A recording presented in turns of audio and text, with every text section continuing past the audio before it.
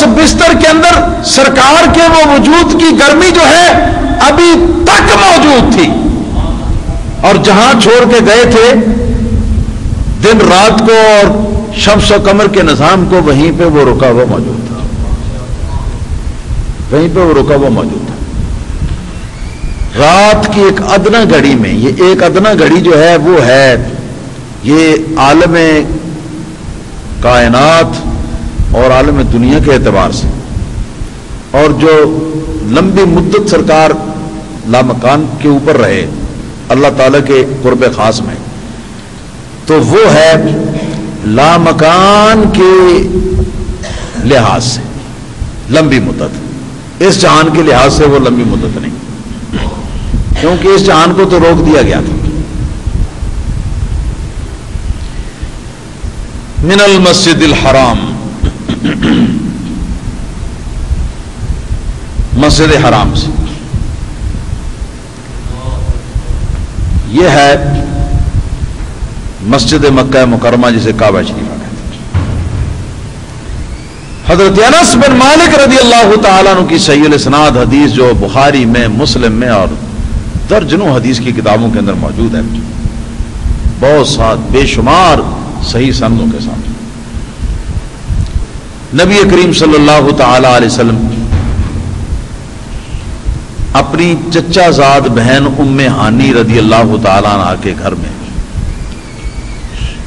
آپ سوئے ہوئے تھے، وہاں جبریل علیہ الصلوۃ والسلام سرکار کی بارگاہ میں حاضر،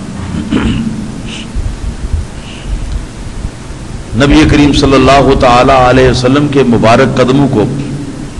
اپنے کافوری ہونٹوں کے ساتھ بوسے دیے۔ سرکار دو عالم صلی اللہ علیہ وسلم اٹھ بیٹھے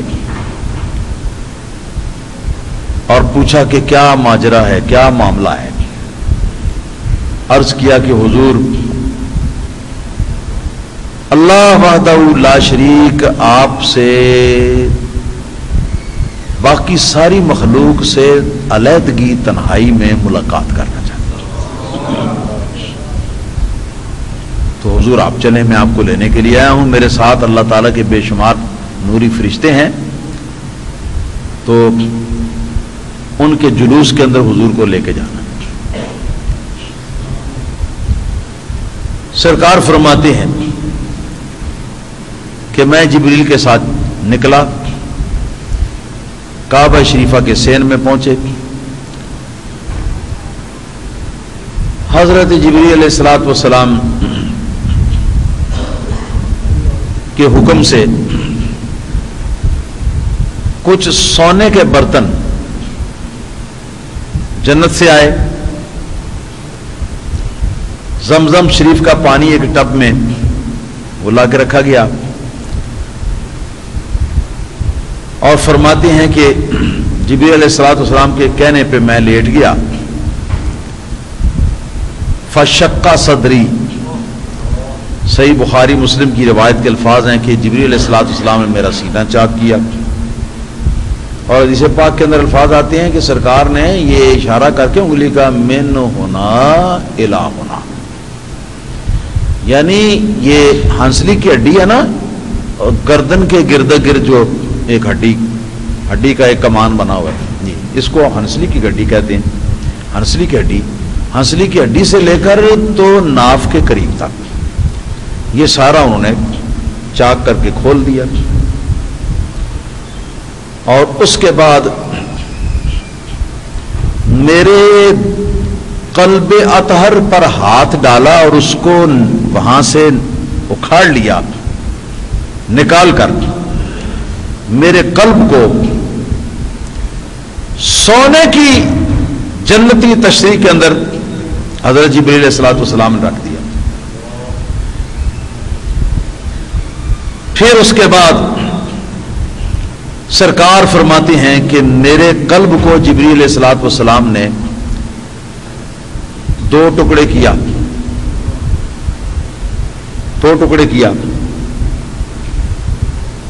تو جبریل علیہ الصلوۃ والسلام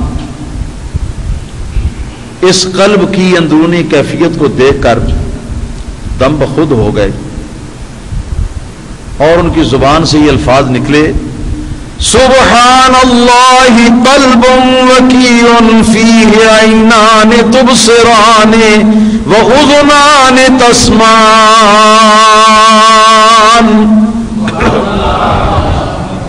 جبریل علیہ السلام نے وہی بات جو پہلے بتائی ہے کہ بڑی عجیب یا ناممکن سی بات جب عرب والے دیکھتے تو سبحان اللہ کہتے. یہاں جبریل علیہ السلام نے بھی سبحان اللہ کہا کہ ہر قسم کی عجز اور کمزوری سے اللہ پاک ہے. قلب وکیع،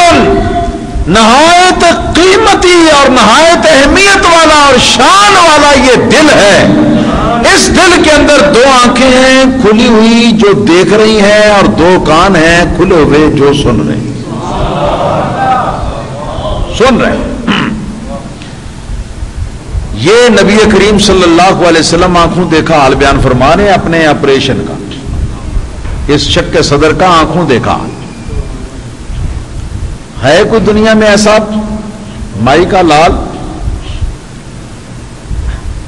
جس کا سینہ چاک کر دیا گیا ہو، دل جو ہے اس کو باہر تشتری میں نکال کے رکھ دیا گیا ہو اور دو ٹکڑے کر دیا گیا ہو، اور پھر وہ حالات کا مشاہدہ کرے؟ یہ نبی کریم صلی اللہ تعالی وسلم میں مشاہدہ کر رہے ہیں. حضور جسم مبارک کی آنکھوں سے مشاہدہ کر رہے ہیں. جسم کی حیاتی میں زندگی میں کوئی فرق نہیں پڑا، نہ سماع میں، نہ بصر میں، نہ علم میں، نہ شعور میں، نہ دیکھنے میں، نہ سننے میں، کسی چیز میں فرق نہیں پڑا. کہاں؟ جسم مبارک کے اندر. اور رہا دل،